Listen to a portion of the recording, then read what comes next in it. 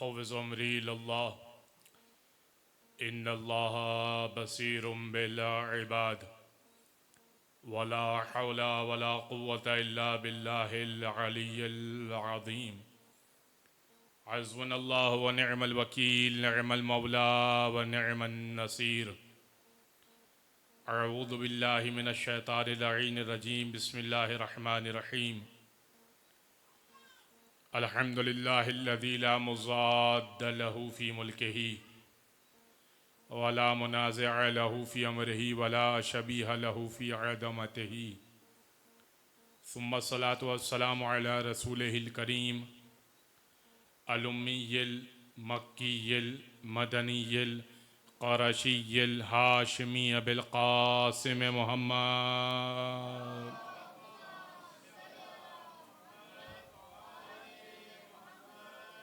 व अला अहलि बैतिहि तय्यबीन अत्ताहिरीन वल्लअनतु दाइमतु अला अदाइहिम अजमईन मिन यौमि ज़ुल्मिहिम व अदावतिहिम इला क़ियाम यौमिद्दीन। अम्मा बअदु फ़क़द क़ाल अल्लाहु सुब्हानहु व तआला फ़ी मुहकम किताबिम मुबीन। बिस्मिल्लाहिर रहमानिर रहीम। ला तल्बिसुल हक्का बिल बातिल व तक्तुमुल हक्का व अंतुम तअलमून। सल्लल्लाहु अलैहि मुहम्मद व आले मुहम्मद।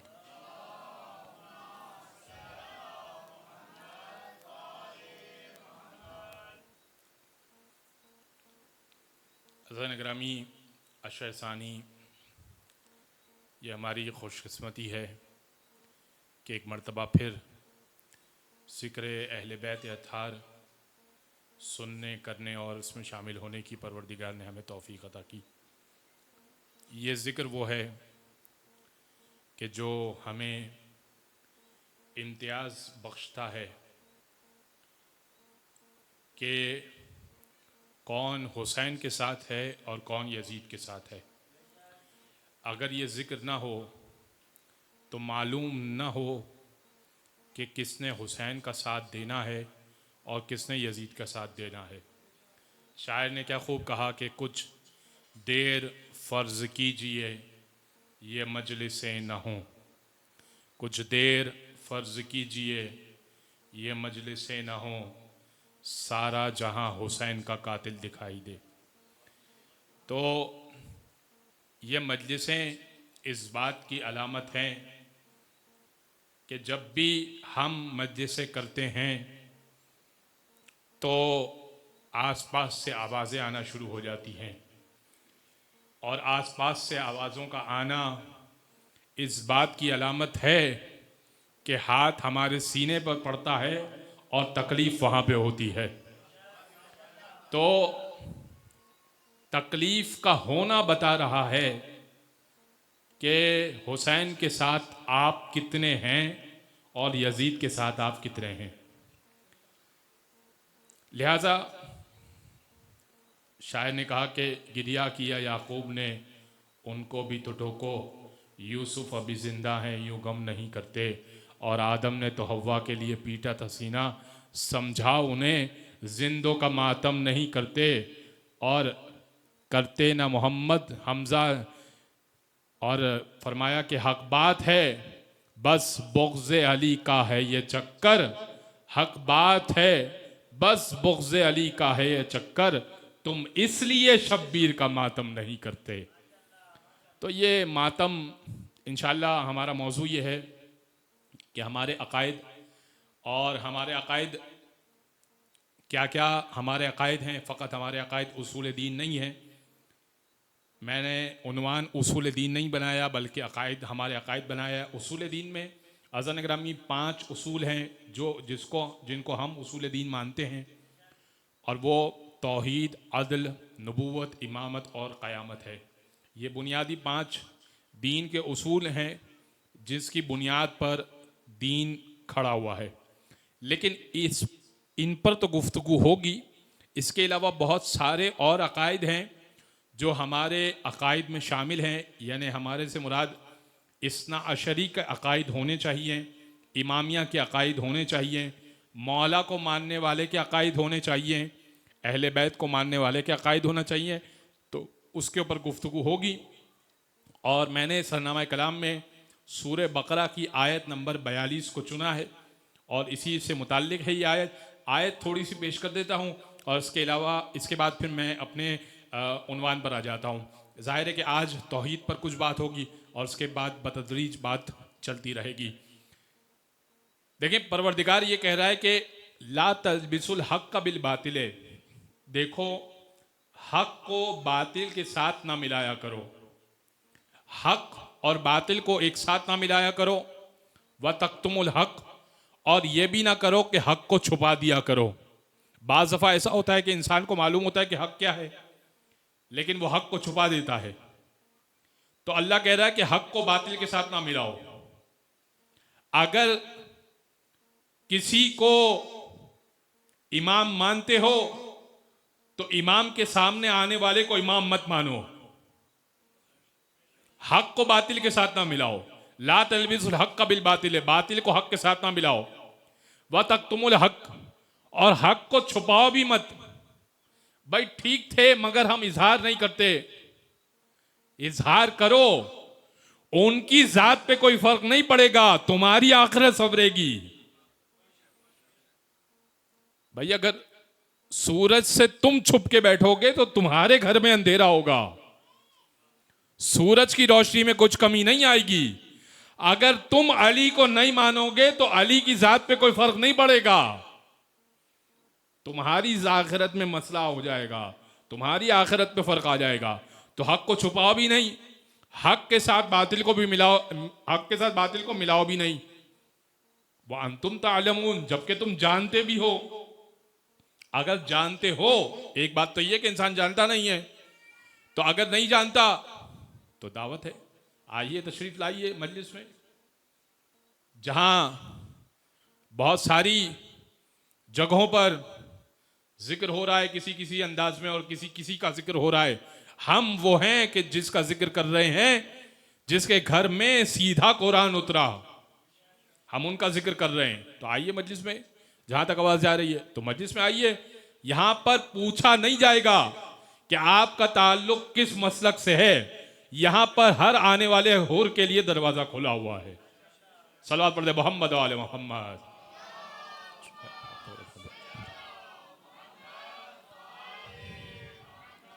लिहाजा अज़न ग्रामी, हमारा अकीदा यह है कि खुदा को हम वहदहु ला शरीक मानते हैं और उससे पहले हम खुदा के वजूद के कायल हैं। यानी खुदा, इस दौर में बहुत सारे ऐसे हैं जो खुदा के वजूद के कायल नहीं हैं, और हम खुदा के वजूद के भी कायल हैं और फिर उसको वहदहु ला शरीक भी मानते हैं।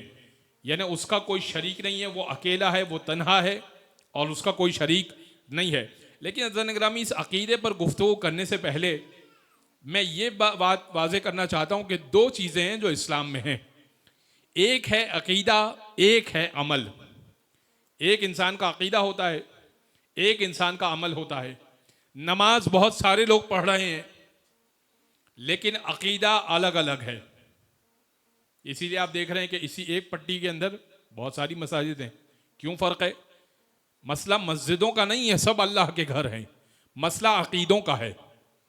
तो अकीदा और है, अमल और है। अच्छा, इसमें अहम क्या है? अकीदा बेहतर है या अमल बेहतर है? किस चीज़ की इंपॉर्टेंस ज़्यादा है? तो याद रखिए कि जो चीज़ ज़्यादा वज़नी और जो चीज़ ज़्यादा अहमियत की हामिल है वो अकीदा है। मैं आपको खिदमत में कुछ मिसालें पेश करना चाहता हूँ। देखिए अज़ीज़ान ग्रामी, शद्दाद की मिसाल पेश करना चाहता हूँ, शायद आपने बच्चों ने ना सुनी हो। शद्दाद बहुत अच्छा इंसान था ज़ातन, वो अपने अहलो अयाल के साथ अच्छा सलूक किया करता था और अपने अकारिब के साथ अच्छा सलूक किया करता था और सखीदिल इंसान था, यानी अमल उसका अच्छा था। उसको नबी खुदा ने दावत दी कि देख, तो अगर मुझ पर ईमान लेकर आएगा, तूने खुदाई का दावा किया है, अगर मुझ पर ईमान लेकर आएगा तेरी आखिरत भी संवर जाएगी, तू इतना अच्छा इंसान है, तेरी आखिरत भी संवर जाएगी। उसने कहा आखिरत में क्या मिलेगा? कहा भाई जन्नत मिलेगी। कहा जन्नत कैसी होगी? कहा भाई जन्नत ऐसी होगी कि सोने के घर होंगे, जब हवा चलेगी तो एक ऐसी खूबसूरत आवाज आएगी कि तेरे कान को भली महसूस होगी, शहद की नहरें होंगी, दूध की नहरें होंगी, और कोई गम और कोई परेशानी ना होगी। उसने कोई वो मसला नहीं। मालो दौलत उसके पास बहुत था, बादशाहत उसके पास थी, और तकरीबन पूरी दुनिया की हुकूमत उसके हाथ में थी। उसे कहा ये तो मसला नहीं है, जैसी जन्नत की आप बात कर रहे हैं वैसी जन्नत मैं भी बना सकता हूं।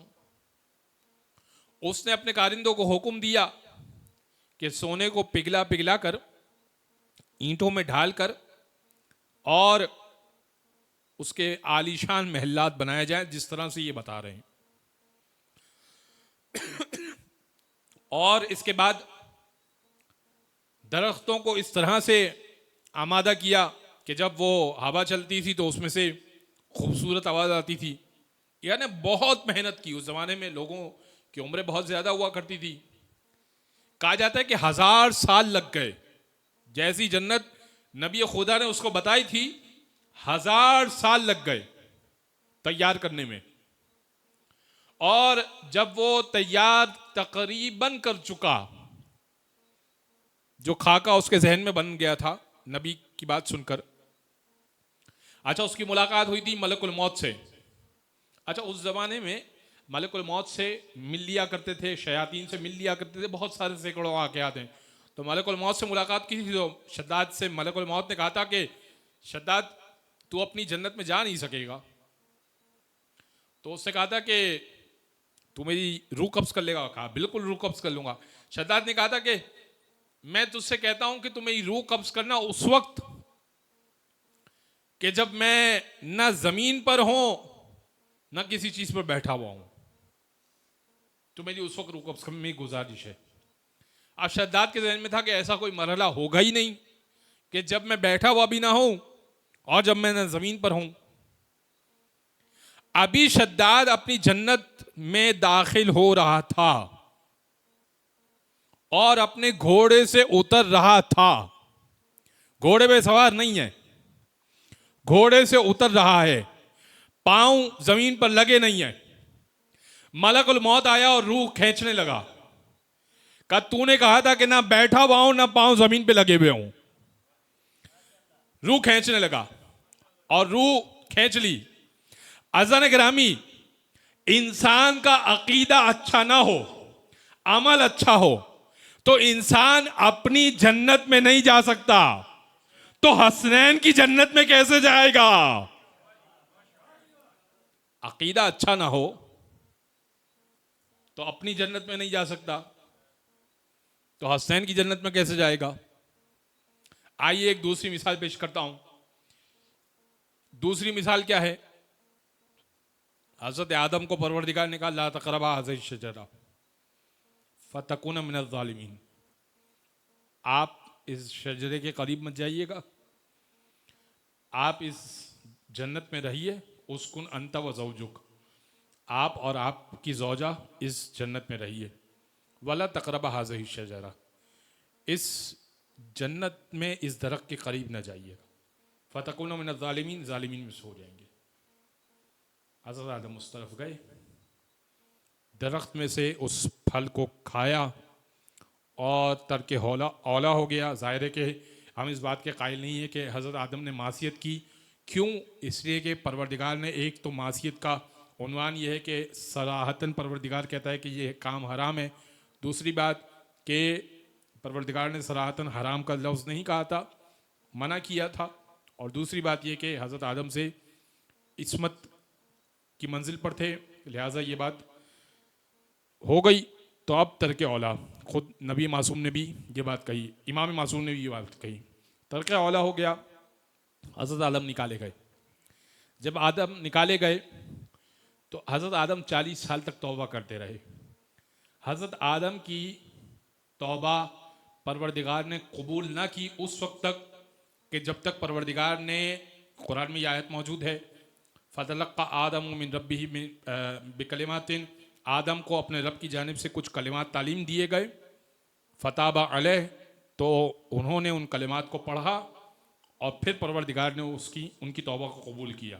वो कलिमात क्या थे? या महमूद बेहक के मोहम्मदी व या आली बेहक के अलीम व या फ़ातिर बेहक के फ़ातिम व या मोहसिन बेहक के हसन व या कदीमुल एहसान बेहक के हुसैन इक़्ज़ हाजती, मेरी हाजत को कबूल कर ले। ये नाम पढ़े और हज़रत आदम की परवरदिगार ने तौबा कबूल की। मस्जिद कूफा में वो जगह मौजूद है कि जिस जगह पर परवरदिगार ने हज़रत आदम की तौबा कबूल की कि दरख्त का फल क्यों खाया, दरख्त का फल क्यों खाया आदम, आपको हमने निकाल दिया। अगर कोई एक फल, अब वो दरख्त कौन सा था?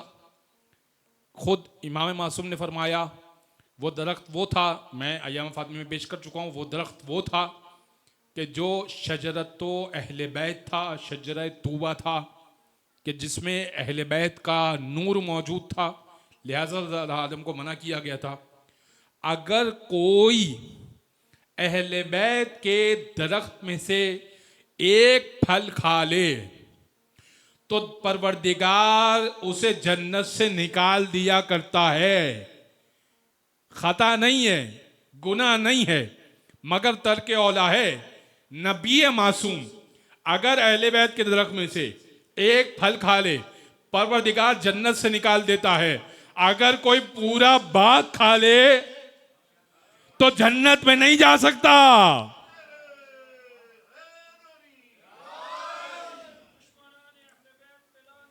बेशुमार बेशुमार। लिहाजा ज़रा ग्रामी, इंसान का अकीदा बहुत अच्छा होना चाहिए, अहले बैत का वो मानने वाला होना चाहिए, इसके बाद अमल की बारी आती है। बस ग्रामी, हम इस बात के कायल हैं कि खुदा वहदहू ला शरीक है, वो बेनियाज है, उसका कोई शरीक नहीं है, और खुदा मौजूद है। खुदा के सिवा कोई और इस दुनिया का खालिक और मालिक नहीं है। अब अज़ान ग्रामी, इस अकीदे को सेटिस्फाई करने के लिए बहुत सारी बातें हैं जो आपकी खिदमत में पेश करना है, लेकिन इब्तिदाई एक बात जो मैं आपकी खिदमत में पेश करना चाहता हूँ, और वो बात ये कि देखिए, सारे अंबिया, इसकी दलील क्या है कि खुदा मौजूद है और कोई और खुदा नहीं है। खुद मौला कायनात ने इसकी दलील दी थी इमाम हज़रत अबू हनफिया को। अपने बेटे अबू हनफिया को कहा, मोहम्मद हनफिया को, कि ए मोहम्मद हनफिया, हर नबी का आना और ये कहना कि खुदा को मानो, और हर नबी का आकर किसी और खुदा का ना कहना, खुद ये इस बात की दलील है कि कोई और खुदा मौजूद नहीं है। वरना 1,24,000 अंबिया आए, कोई और खुदा मौजूद होता तो कोई नबी तो कहता, भाई कोई नबी तो कहता कि नहीं, इब्राहिम आकर जो कहकर कहते ना एक और खुदा भी मौजूद है, ईसा आते कहते नहीं एक और खुदा भी मौजूद है। लेकिन हर नबी आकर कह रहा है कि नहीं, खुदा एक ही है और मैं उसकी जानिब से उसका भेजा हुआ नुमाइंदा हूं, बस खुदा मौजूद है। अब कैसे मालूम हो? इसके बहुत सारे मुनाज़िर और बहुत सारे वाक़या आपकी खिदमत में पेश करने। एक मरतबा, और ये वाक़या मैं पेश कर चुका हूं, लेकिन चूंकि हमारा उन्वान है लिहाजा दोबारा पेश कर देता हूं। इसी जगह पर, इसी मिंबर पर ये वाक़या पेश कर चुका हूं। इमाम अबू हनीफा बैठे हुए थे और इमाम आज़म कहलाते थे। इमाम जाफ़र सादिक से पढ़ा था, 2 साल पढ़ा था। अज़न ग्रामी, इमाम जाफ़र सादिक का कमाल यह है कि अगर कोई 2 साल उनके पास पढ़ ले तो अपने फ़िक़ा का इमाम बन जाता है। आप ये सोचिए। बस एक मरतबा इमाम अबू हनीफा बैठे हुए थे और बैठने के बाद कह रहे थे, अपने शागिर्दों में कूफा में दर्स दे रहे थे, कह रहे थे कि मैं अपने उस्ताद जाफ़र सादिक से 3 बातों में इख्तिलाफ करता हूँ। मैं जाफ़र सादिक से 3 बातों में इख्तिलाफ करता हूँ। एक तो ये कि जाफ़र सादिक ये कहते हैं कि खुदा नज़र नहीं आता, मैं कहता हूं कि खुदा नजर आता है और हम कयामत में खुदा को देख लेंगे। अज़ीज़ गिरामी, आज भी ये अकीदा है, कुछ लोगों का अकीदा है, एक तबके का अकीदा है कि खुदा नजर आता है। कब नजर आएगा? कयामत में नजर आएगा। बल्कि क्लिप्स मौजूद हैं, नाम नहीं ले सकता। वो कहते हैं कि कयामत की सबसे बड़ी नेमत ही ये है कि खुदा का दीदार कर लेंगे। सबसे बड़ी नेमत ये है कि खुदा का दीदार करेंगे। और हजरत मूसा से परवरदिगार ये कह रहा है, कुरान की आयत है, लन तरानी या मूसा, लन नफी अबदी के लिए आता है, ए मूसा तुम मुझे कभी नहीं देख सकते। अज़ीज़ गिरामी, आंख है मखलूक और आंख एक महदूद हद तक देख सकती है। जो महदूद हद तक देखने की कायल हो, जो महदूद हद तक देखने की ताकत रखती हो, उसके अंदर समा जाए, वो मखलूक हो जाएगा, खालिक नहीं होगा। ठीक है, मखलूक हो जाएगा, खालिक नहीं होगा।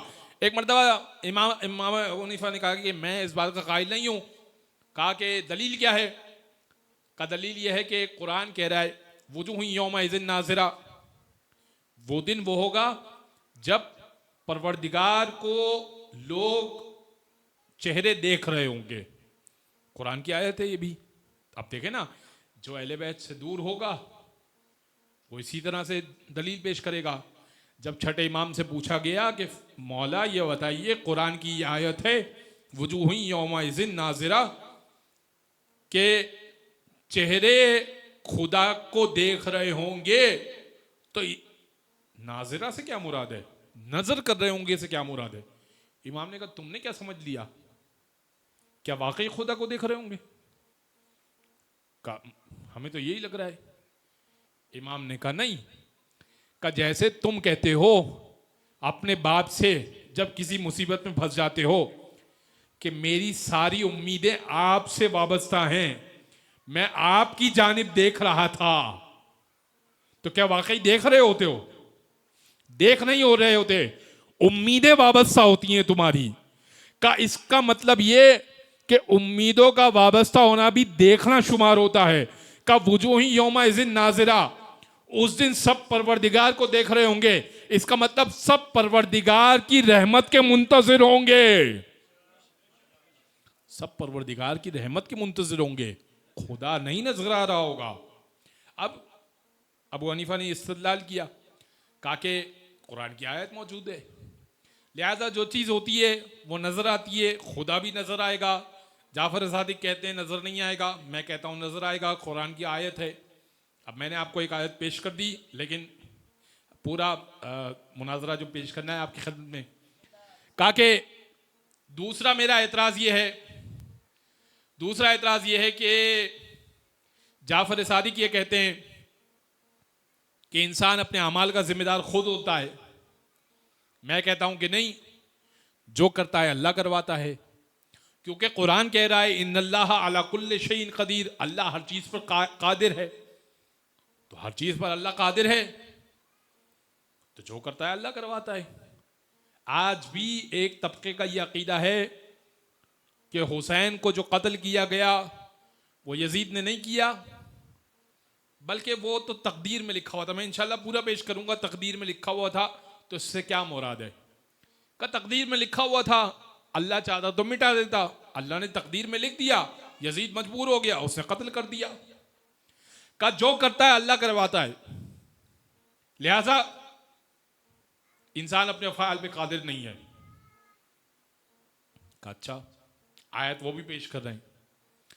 का तीसरा, का जाफर सादी कहते हैं कयामत में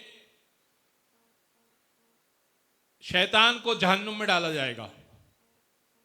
भाई ये अजीब बात है, शैतान बना हुआ है आग का, आग आग को कैसे असर करेगी? आग का शैतान है, आग में कैसे डाला जाएगा? मैं नहीं मानता। शैतान को कहीं और भेजा जाएगा। अब सारे शागिर्द सुन रहे हैं, कह रहे हैं बिल्कुल बात तो ठीक है, ये सारी बातें पेश की हैं, बिल्कुल ठीक बात पेश की है। ऐसे में मौला का एक सहाबी बहलूल दाना बैठे हुए थे। बहलूल ने मट्टी का एक ढेला उठाया और जोर से इमाम अबू हनीफा को मारा। जैसे इमाम अबू हनीफा की पेशानी पे लगा तो बहलूल भागने लगे। जैसे ही भागने लगे, शागिर्द को इशारा किया, पकड़ो भाई इसको। अब इमाम अबू हनीफा वहीं मिंबर पे बेचारे उतर गए। मैं ये तो नहीं कह सकता कि, तो उतर गए वहीं से। अब शागिर्द पीछे पीछे, बहलूल कूफा की गलियों में। अब बहलूल भागने दौड़ने के तो आदी थे नहीं, तो बहलूल को कुछ ही देर में पकड़ लिया और कहा कि तुमने इमाम अबू हनीफा की गुस्ताखी की है, पत्थर का ढेला मारा है। बहलूल फौरन हैं इमाम मूसा काजिम के, इमाम जाफर सादिक के शागिर्द, कहने लगे अल बैयनतु अलल मुद्दाई, जो दावा करता है गवाह भी वो लेकर आएगा। तुम कौन हो भाई? तुम कौन हो? तुम क्यों पकड़ रहे हो? अच्छा, बहलूल चाहते थे अदालत लगे। इमाम अबू हनीफा आए, एक तरफ इमाम अबू हनीफा, एक तरफ बहलूल कटहरे में खड़े हो गए। काजी कूफा ने कहा, हाँ भाई इमाम अबू हनीफा, आपका क्या एतराज है? कहा भाई एतराज यह है कि इससे मुझे पत्थर मारा। कहा कि हाँ बिल्कुल मैंने मारा। कहा बहुत तकलीफ हुई, जोर से तकलीफ हुई। कहा हाँ बिल्कुल मैं मानता हूं कि मैंने मारा। फौरन काजी ने कहा, जानते हो तीसरी मर्तबा इकरार करोगे तो सजा हो जाएगी। बहलूल ने कहा कि पहले मेरे एतराज का जवाब दे दे, ये साबित कर दे, इसके बाद मुझे जो सजा देनी हो दे देना। कहा अच्छा तुम्हारा क्या एतराज है? भाई मैंने अगर पत्थर मारा है तो इसको क्या हुआ? इमाम बाबू फिर अजीब आदमी, दीवाना है भाई, दर्द हुआ है, पत्थर मारा है तो दर्द हुआ है। कहा तू दर्द दिखा दे, तू दर्द दिखा दे। उसने कहा अजीब आदमी है, दर्द दिखा दे, कैसे दिखा तू दर्द? कहा अभी तू अपने शागिर्दों से कह रहा था कि जाफर सादिक ये कहते हैं कि खुदा है तो नजर आना चाहिए, तो दर्द है तो नजर आना चाहिए। तूने ही कहा ना जो चीज होती है वो नजर आती है, दर्द है तो दिखा दे। उससे कहा दर्द दिखाया नहीं जा सकता, महसूस होता है। कहा खुदा भी दिखाया नहीं जा सकता, महसूस होता है।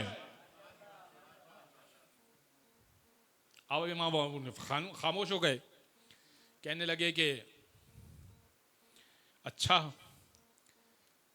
फिर बहलूल कहने लगा कि और इसमें मेरा कोई कसूर भी नहीं है, मेरा कोई कसूर भी नहीं है, और तुझे असर भी कैसे कर सकता है? ये पत्थर तुझे असर भी कैसे कर सकता है?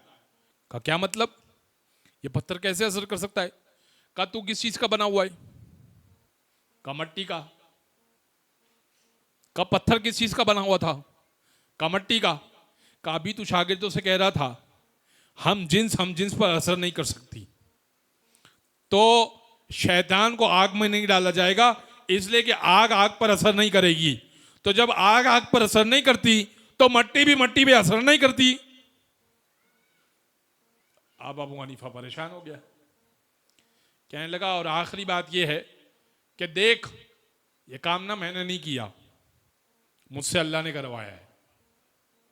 इसलिए कि अभी तूने कहा है जो करता है अल्लाह करवाता है, तो अब जाके अल्लाह को पकड़ लेना, मैंने नहीं किया है। इन्नल्लाह अला कुल्ले शैइन कदीर, अल्लाह हर चीज पर कादिर है। चाहता तो मेरा हाथ रोक देता, अल्लाह चाहता ये था कि मैं तुझे मारूं।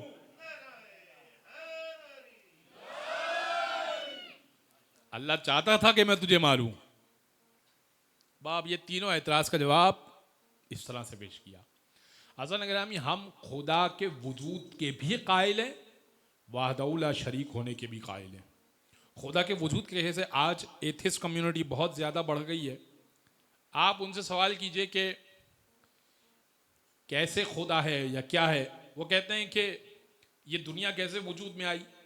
कहते हैं कि बस मैं आखिरी वाक़या पेश करके इंशाअल्लाह कल ज़रा तफसीली गुफ्तगू करूँगा, क्योंकि मुझे आज कहा गया है कि एक और मजलिस भी है और वहाँ से जुलूस भी बरामद हो रहा है, तो आज ज़ाहिर है कि आप लोग को वहाँ पर शिरकत करनी होगी। हम इस बात के कायल हैं, आज जो एथिस्ट कम्युनिटी है, जो देहरिया कम्युनिटी, जिसे उर्दू में देहरिया या अरबी में देहरिया कहा जाता है, जो खुदा को नहीं मानते, खुदा के वजूद के इनकारी हैं। देखें, एक वो है जो खुदा को बुत की शक्ल में मानते हैं, लेकिन एक वो है जो कहते हैं कि खुदा है ही नहीं, यह दुनिया खुद ब खुद वजूद में आई। अच्छा, उनसे कहा जाए कि कैसे खुद ब खुद वजूद में आई, वो कहते हैं कि भाई दो मादे आपस में टकराए, बिग बैंग थ्योरी है, और मेरा पढ़ा लिखा नौजवान इसको अगर पढ़ना चाहे और उसे गुमराह होने का खदशा ना हो तो उसको पढ़ सकता है। वो थ्योरी का खुलासा ये है कि दो मादे आपस में टकराए और कदीम अरसे में वो मादे मौजूद थे, और वो टकराए और एक कोलिजन हुआ, एक धमाका हुआ, और एक दुनिया ये वजूद में आ गई। एक हादसे की सूरत में ये दुनिया वजूद में आई। अच्छा, ये नजरिया इस दौर का नजरिया नहीं है, ये इमाम के दौर से, इससे भी पहले से चला आ रहा है। कोई खुदा नहीं है। इसी तरह से एक शख्स एथिस्ट इमाम के दौर में पैदा हो गया, जोहद इब्ने दिरहम उसका नाम था। वो भी लोगों का कहा करता था कोई खुदा नहीं है, दो मादे थे आपस में टकराते थे और दुनिया वजूद में आ गई। लोग उसकी बात नहीं मानते थे। एक दिन उसने लोगों को बुलाया, कहा ए लोगों, करीब आओ और देखो जो मैं कर रहा हूं वो देखो। करीब बुलाया लोगों को, और उसने क्या किया, मट्टी और पानी को एक तनासुब में मिलाया और एक बर्तन लिया, उसमें मट्टी और पानी मिलाया एक मिकदार में, खास मिकदार में, और बर्तन को ढक दिया और एक गड्ढे में डाल दिया और उसको बंद कर दिया। मट्टी डाल दी, ढक्कन बंद करके मट्टी डाल के गड्ढा बंद कर दिया, और कहा कि ए लोगों, कल इसी वक्त पे आना, और मैं तुमसे एक बहुत जरूरी बात करना चाहता हूं। तुम मेरी बात को नहीं मानते ना, अब देखना क्या हो रहा है। अगले दिन कुछ लोग जिन्होंने कहा था ठीक है हम आएंगे, आ गए। उससे सबके सामने मट्टी हटाई, बर्तन से ढक्कन हटाया, अंदर कीड़े पैदा हो गए थे। कहता है कि देखो मैं इनका खालिक हूं, मैं इनका खालिक हूं। सबने कहा तेरा दिमाग खराब हो गया, कल जो मट्टी और पानी तूने मिलाया था ना वो कीचड़ बन गया था, उससे ये कीड़े पैदा हुए हैं। कह रहा है बस यही समझा रहा था, जैसे मट्टी और पानी मिलकर कीड़े पैदा हो सकते हैं तो दो मादे मिलकर दुनिया क्यों नहीं बन सकती। अब ऐतराज तो है। कह रहा यही समझा रहा था, मैं नहीं खालिक हूं इनका, मट्टी और पानी खालिक है, इसी तरह दुनिया के भी दो मादे खालिक हैं। अब बहुत सारे लोग इसकी बात में आ गए, कहने लगे हाँ कोई खुदा नहीं है, दो मादों से टकरा गई, दो मादे आपस में टकरा गए, दुनिया वजूद में आ गई। इमाम को खबर हुई। अब इमाम ही क्या जो हिदायत ना कर सके ऐसे मसले पर, इमाम ने कहा कि जोहद इब्ने दिरहम को बोलो अपना वो मर्तबान लेकर हमारे पास आ जाए, हम भी चाहते हैं कि उसका अकीदा जाने। लेकर आया और इमाम ने उससे पूछा कि हाँ भाई कैसे खल्क किया। उसने कहा मट्टी और पानी से, और ये आपस में खल्क हो गए। कहा तूने मट्टी और पानी मिलाया था? कहा मैंने मट्टी और पानी। कहा अव्वल खालिक तो तू है ना जिसने मट्टी और पानी को खल्क किया, मट्टी और पानी को मिलाया, अव्वल तो तू है ना, इसके बाद मट्टी और पानी ने पैदा किया। तो इसका मतलब कि तू बुनियाद और सबब बना इनकी खिलकत का, तो तू क्या अपनी खिलकत पर कुदरत रखता है? उसने कहा कि क्या मतलब? इमाम ने कहा कि भाई देख, खालिक जो होता है ना वो अपनी खिलकत पर कुदरत रखता है, और कुदरत रखने के बाद वो ये कर सकता है कि जो मशरिक में हो उसको मगरिब में फेर दे, और जो मगरिब में हो उसको मशरिक में फेर दे। छोटे छोटे कीड़े, इमाम ने कहा जितने मशरिक में है ना उनको मगरिब में फेर दे, जितने मगरिब में उनको मशरिक में फेर दे, मैं तेरी बात मान लूंगा। अव्वल खालिक तू है, बाद में मट्टी और पानी है। मैं तुझे खालिक मानने को तैयार हूं। उसने कहा ये तो मैं नहीं कर सकता। कहा अच्छा तादाद बता दे कितने। कीड़े थे ना छोटे छोटे। कहा तादाद बता दे कितने कीड़े। कहता तादाद भी नहीं मालूम। इमाम ने कहा अच्छा नर मादा कितने इनमें से, भाई नर कितने हैं मादा कितने हैं ये बता दे। कहने लगा ये भी नहीं मालूम। इमाम ने कहा ना मशरिक को मगरिब में कर सकता है, ना मगरिब को मशरिक में, ना तादाद मालूम है, ना नर और मादा मालूम है। इमाम ने इशारा किया, मशरिक वाले मगरिब में हो गए, मगरिब वाले मशरिक में हो गए। इमाम ने कहा मैं ये भी कर सकता हूँ, तादाद मैं बता देता हूँ, नर कितने मादा कितने मैं बता देता हूँ, मैं ये भी जानता हूँ कौन कितनी जिंदगी रखता है और किस कबीले से ताल्लुक रखता है और कैसी मौत मरेगा और कितना रिस्क है। इस कदर जानकारी के बावजूद और इस कदर दस्तरस और कुदरत के बावजूद खालिक होने का दावा नहीं कर रहा और तूने इन दो मादों को मिलाया और तू खालिक होने का दावा कर रहा है और ये कह रहा है कि मैं खालिक हूं। जा जाके अपनी इस्लाह कर ले। पहले सलावत पढ़ दे मोहम्मद वाले मोहम्मद का। पहले अपनी इस्लाह कर ले, अपनी थ्योरी पे थोड़ा काम कर ले, फिर हमारे पास आना। लिहाजा ग्रामी हर मरहले पर तौहीद कल इंशाल्लाह पेश करूंगा। आज वक्त नहीं है मेरे पास, कल पेश करूंगा कि कल ये सवाल किया गया मौला कायनात के दौर में, एक शख्स से सवाल किया गया मिंबर पे बैठने वाले। अब मैं उसे अमीरुल मोमिन तो नहीं कह सकता, लेकिन एक से सवाल किया गया क्या खुदा अपने जैसा कोई खुदा बना सकता है या नहीं बना सकता। आप कह दे कि नहीं तो खुदा की कुदरत पे शक, कह दे कि हाँ तो फिर दो हो जाएंगे। जवाब क्या है इंशाअल्लाह कल पेश करूंगा। अज़न ग्रामी तौहीद को अहले बैत ने बचाया, तौहीद को बचाया अहले बैत ने। मैं नहीं कह रहा कि तौहीद है अहले बैत की वजह से, खुदा होता, अगर करबला ना होती ना खुदा फिर भी होता, अगर करबला ना होती खुदा की जात फिर भी रहती, लेकिन नाम लेने वाला कोई ना होता। जो आज सदाएं बुलंद हैं अल्लाह अकबर की, जो आज सदाएं बुलंद हैं अशहदु अन्ना मुहम्मदन रसूलुल्लाह की, ये हुसैन मिन्नी व अना मिनल हुसैन, मैं हुसैन से हूं, यानी मेरी जात अगर वजूद रखती है तो हुसैन की वजह से। ये इस हदीस की तर्जुमानी है। वज़न ग्रामी अकायद बहुत इम्पॉर्टेंट है, बहुत ज़रूरी है कि इंसान अपने अकायद पर काम करे, और अक़ीदा अगर मजबूत है तो फिर इंसान का अमल कामयाबी तक इंसान को पहुंचाता है। मैंने ये तहैया किया है कि इन 3 दिनों में, जबकि शहज़ादी सकीना की शहादत 13 सफ़र को है, शहज़ादी के मसाइब को मुख्तलिफ पहलुओं से तस्करा करूँगा।